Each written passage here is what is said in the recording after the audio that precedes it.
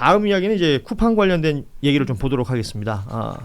쿠팡이 뭐 김앤장이라든지 이런 법률사무소 또 혹은 청와대 행정관 출신 이런 쪽에서 대관 담당 직원들을 뽑았고 그들이 이제 임원이 되어서 고용노동부의 근로감독 관련된 정보를 실시간으로 파악한 정황이 확인이 됐다. 이 뭐 한겨레에서도 보도를 했는데 이건 좀 사실 글자로 적어놓으면 그냥 보이는 거지만 생각해보면 굉장히 충격적인 내용이에요. 너무너무 나쁜 거예요. 그러니까 이런 대형 로펌 김앤장이 정관을 휩쓸어간다라는 거는 공지의 사실인데 예. 그럼 그 사람들이 무슨 롤을 하냐. 다 법률 전문가는 아니잖아요. 송무하고 자문하는 일이 아니란 말이에요. 대관 업무라는 그 실체가 쿠팡 사태를 계기로 좀 드러나는 것 같습니다.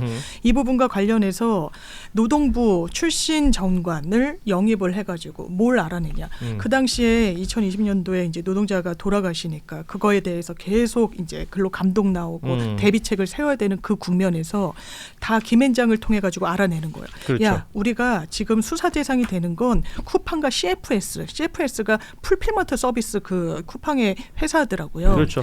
거기만 택배를 담당하고 있는. 택배를 예. 담당. 물류. 거기에 대해서만 조사가 진행될 걸로 보인대라고 이제 김앤장 자문을 받고 이게 이메일 내부 맞습니다. 이메일 내용입니다. 네. 예. 크로스 체크를 또 하는 거예요. 청와대 행정관 출신한테 이건 맞나? 이거 어떻게 되고 너는 어떤 정보니? 해가지고 맞춰가면서 대응책을 짠다. 여기에 대해서 근원적인 해결책은 마련하지 않고 임시방편으로 대관 업무하는 사람들 다 채용을 하고서는 이런 나쁜 짓을 했다. 그러니까 이 타이밍이 그 지금 고 장덕준 맞습니다. 노동자 과로사 이 케이스를 보면 이 과로사 사건이 있었기 때문에 이걸 계기로 실시됐던 노동부의 근로감독 관련된 정보가 실제로 조사되기 전 상황이더라고요. 근데 전인데 따지자면 지금 노동부 내부의 어떤 소식통이 이게 결국은 그 대관, 그러니까 김앤장 쪽에 넘어가고. 정보가 흘러가고 이게 쿠팡한테 정보가 갔다. 이렇게 볼 수 있는 거지 않습니까? 이거는 그러니까 고용노동부 이슈가 있을 때는 고용노동부 쪽 사람들로 대관을 쓰고 뭐 예를 들면 공정거래위원회 이슈가 있을 때는 그쪽으로 쓰고 이 얘기를 했었는데 실존했던 내용들이 지금 확인이 된 거 아니에요? 네, 그러니까 이게 과거에 삼성이 이런 식으로 이제 말하자면 정부의 정보를 파악하는 게 아니냐라는 논란이 있었고 그게 이제 뭐 십수년 된 문제죠. 그렇죠. 근데 이게 네. 지금 김앤장이라고 하는 대형 로펌을 통해서 이게 아예 말하자면 그러니까 로비 집단처럼 이게 그 존재한다라는 게 지금 확인이 되고 있는 거고 예. 지금 말씀하신 것처럼 여기에 김앤장 출신도 있고 노동부 출신도 있고 청와대 출신도 있고 본인들이 어쨌든 그걸 하기 위해서 필요한 라인들을 다 영입을 이게 실제로 쿠팡의 영업이익을 뭐 예를 들면 매출을 낸다든지 이런 부서와는 전혀 상관이 없는 오로지 이제 말하자면 이런 일들을 관리하기 위한 일만 주기 위해서 수억 원대의 대강 그룹을 이렇게까지 꾸려놓고 사무실에 간판도 안 걸어놓고 근무를 시켰다는 거 아닙니까? 예. 그러니까 저는 근데 이런 상황 자체를 지금 고용노동부가 뭐 엄중하게 조사하겠다라고 하는데 이 노동부 어쨌든 지금 현재 공무원이 관련되어 있는 거잖아요. 그러니까 사실 저는 이거는 지금 정부가 뭔가 좀 자존심을 걸어야 되는 일이라고 봅니다. 그렇죠. 예를 들면 정부가 뭘 하는데 이게 김앤장 출신의 김앤장의 로비를 통해서 정부의 정보가 흘러나가고 그게 그 당사자에게 전달되고 그 당사자가 청와대 출신 직원을 통해서 이거를 교차 검증한다? 예. 그러면 이게 정부가 꼴이 뭐가 되는 겁니까? 그러니까 지금 말씀해주신 그 청와대 출신의 인사까지 나오는 이유는 쿠팡이 김앤장으로부터 받은 정보를 교차 검증했다는 거예요. 내부 직원. 그러니까 김앤장 얘기만 다 믿는 게 아니라 대단해. 그 뭐 얘기를 들어보니까 B 씨의 얘기는 다르다. 근데 이 B가 그러니까 문재인 정부 당시에 청와대에 있었다는 인사로 지금 추정이 된다라는 겁니다. 그러면 서로 얘기 다른 걸 쿠팡 안에서 조합해가지고 가장 알짜배기 정보를 가지고 무언가 대처를 했다. 이렇게 평가할 수도 있는 거고.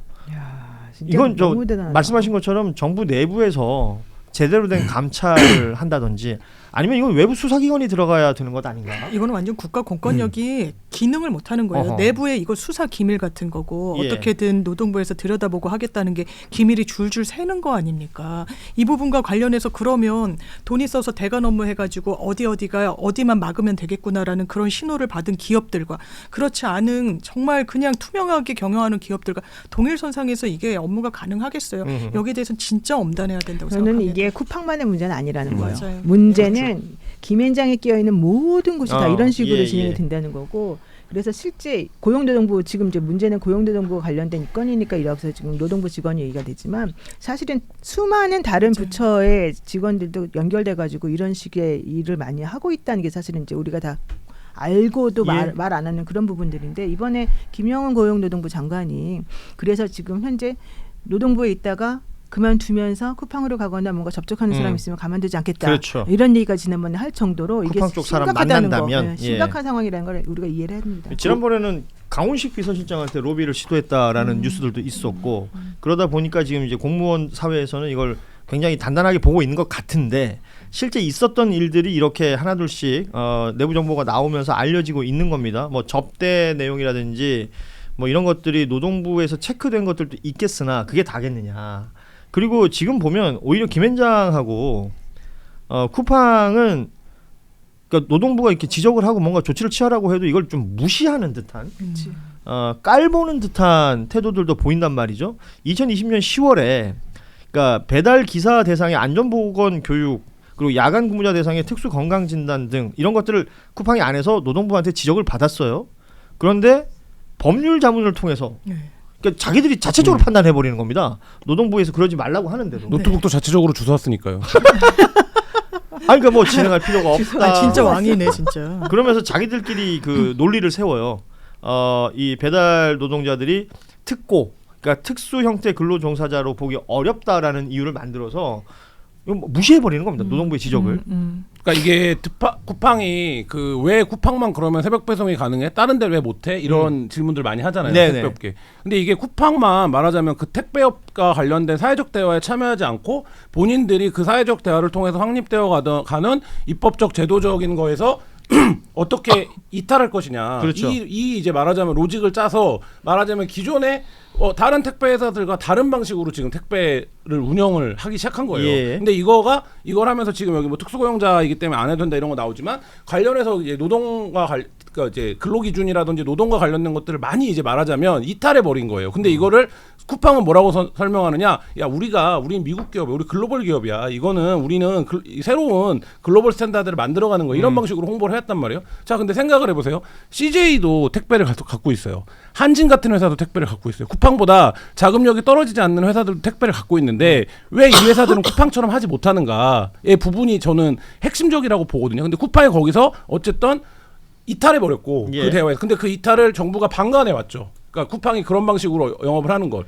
그러니까 지금 말씀하신 그 CJ라든지 대한통운이라든지 그 큰 회사들도 그러니까 강제적이든 아니면 그냥 도덕적으로 우리가 그냥 관습적으로 알고 있는 것이든지 룰을 지키고 그렇죠. 있다는 건데 쿠팡은 그 룰을 깨면서 자체적으로는 우리 혁신적 비즈니스 모델이야 라는 얘기를 하면서 기존의 대한민국의 제도를 지금 무시하고 있다. 네. 이게 이번에 보이는 거예요. 그렇죠. 근데 그렇다면 이렇게 무시하는 태도를 그냥 둘 거냐? 그렇죠. 여기에 이제 결론이 나와야 되는 거죠. 그러니까 정부를 좀 뭐랄까요, 완전 귓등으로도 안 되는 게 너네 이거 정말 교육도 시키고 이 어떤 뭐 교육뿐만 아니라 그 의료 같은 것도 너네가 해야 돼. 이게 다 비용이니까 자문으로 이거 법률적으로 딱 이제 어떻게 보면 빠져나갈 부분을 공략하는 거예요. 예. 특수 고용 형태이고 이게 특수 고용 형태의 근로자에도 포섭되지 않는데 이게 지입차주 형태가니까 각각이 개별 사업자니까 우리가 전혀 손대지 않아. 그거를 모르고 그런 지침을 정부가 내린 게 아니에요. 그럼에도 불구하고 이 노동자 성과 이 어떤 그 기업의 책임에 관련해 가지고 다른 기업들과 동일하게 쿠팡도 그걸 하라고 한 건데 이건 소송까지 거의 불사하겠다고 하면서 자문 의견서를 받은 거고 이게 혹시 관철되지 않으면 이 부분과 관련해서 그럼 정부 너네가 지침을 한번 줘봐달라고 해봐. 그래서 A안 B안을 내 가지고 대단히 치밀하게 이 법망을 좀 빠져나가려고 했다. 이 지침을 비용 때문에 지키지 않으려고 어떻게 보면 발악을 했다. 이게 참 용서할 수 없는 부분이죠. 저는 그 취재 기자 입장에서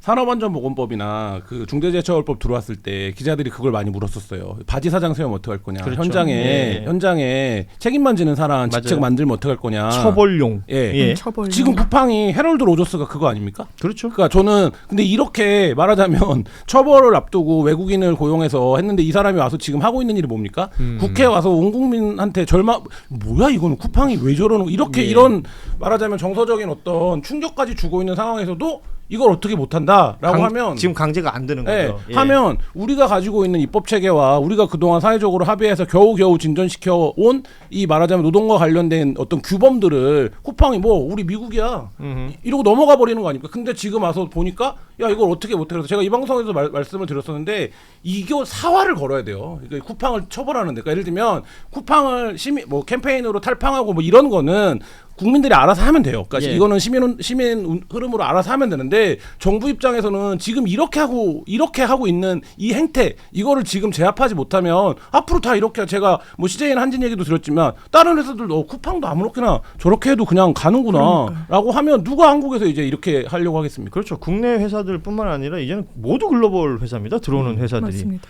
그리고 이제 플랫폼을 가지고 하는 비즈니스들이 점점 많아지고 있는 상황에서 지금 이제 말씀하신 대로 일종의 선례를 만들어 버린다면 글쎄요. 대한민국 정부가 뭔가 이제 합리적인 대처를 할 수 있을까?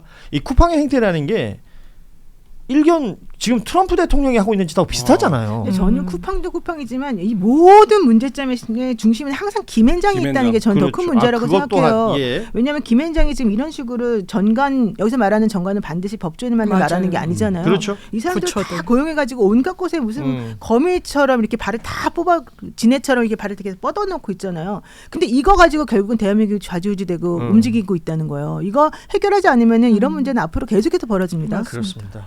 그리고 김앤장이 가지고 있는 뭐 나름의 독점적 지위라고 할까요? 진짜 있죠. 너무해요. 예, 이건. 그러니까 말씀하신 모든 영역에 모든 장르에 소위 말하는 전문가라고 모셔 가잖아요.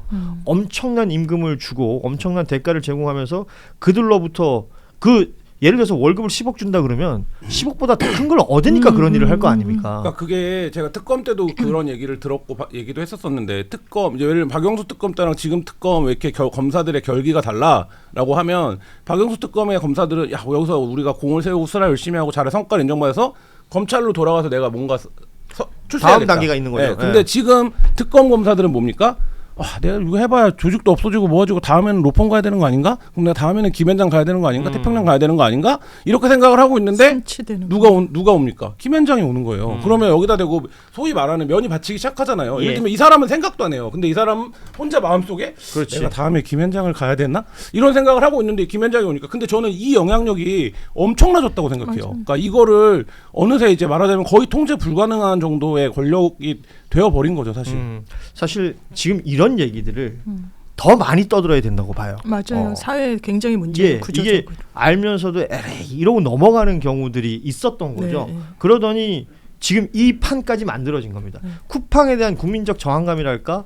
이런 건 굉장히 커져 있는데 쿠팡이 그럴 수 있었던 어떤 베이스에 김앤장도 있고 네. 뭐 소위 말하는 그런 정관들이 있고 심지어 제대로 된 처벌이 이루어지지 않았던 우리의 나름대로의 역사도 있다 보니 이 모든 것들이 작동하고 있는 것 아니냐.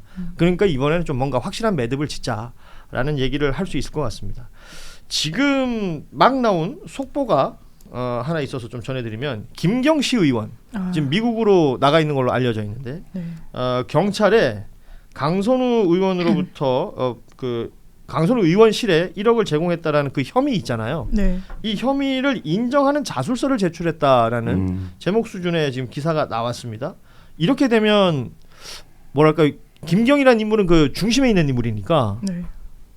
강선우 의원에게도 그렇고 그 뭐 보좌진 사무국장이었던 사람도 그렇고 혐의를 부인했던 사람들도 이젠 더 이상 부인을 못하게 부인 된 못하는 거죠. 이미 녹취가 받았다는 걸 전제로 이뤄졌다는 예. 그 전제 사실이 흔들리지도 않을 뿐더러 일단 본인이 안 줬다라고 하니까 완전 스텝이 꼬인 거예요. 아니 받았다는 걸 전제로 강선우 의원이 김명기 의원이랑 얘기를 하는데 이거 뭐 어떻게 된 거지? 근데 김경이 줬다라고 하는 순간 그러면 누구한테 줬는지부터가 시작인 거예요. 이건 이제 세 명의 거짓말한 게 정확히 드러납니다. 첫 번째, 김경이라는 시의원이 처음에 자기는 돈 거짓말했죠. 주지 않았고 뭐 받지도 않았다고 그렇죠. 했다가 예. 이제 거짓말을 번복한 셈이 돼버렸죠. 예. 두 번째, 전직 보좌관이라는 사람이 사실은 어젠가 그전에 그 경찰에 와가지고 조사받으면서 나 그런 돈 본 적도 없고 받은 적도 없어요라고 말했었어요. 그러니까 강선우, 김병기 이 두 의원과의 녹취에서 돈을 보관하고 있었다라고 말했던 바로 그 인물입니다. 그 보좌관이 예. 자기는 그런 적 없다 그래가지고 그게 완전히 거짓말이라는 게 이제 확인이 됐죠. 예. 세 번째, 강선우 의원이 그 다음 날 이 사람을 단수공천 해줘야 된다고 말을 하면서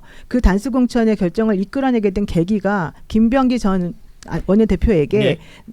알아봤더니 그게 아니었대요. 네. 내가 잘못 알았대요라고 말하면서 본인이 뭐 그랬다고 했었잖아요. 그거를 김병기 전 원내대표가 나는 그래서 강선우한테 속았어요. 예. 이렇게 말하면서 실질적으로 강선우 의원에게 모든 책임을 떠넘겼는데 실제 알고 봤더니 그게 아니었다는 게 이번에 드러나는 거예요. 이걸 그래요. 통해 가지고 예, 그러면 여기서 최소한 3명 이상은 정말 다 거짓말쟁이라는 게 확인이 된 겁니다. 그렇습니다. 지금 보면 이 김경이라는 시의원이 미국에서 지금 정황상 보면 텔레그램을 다시 가입하는 형태가 나왔다는 거예요.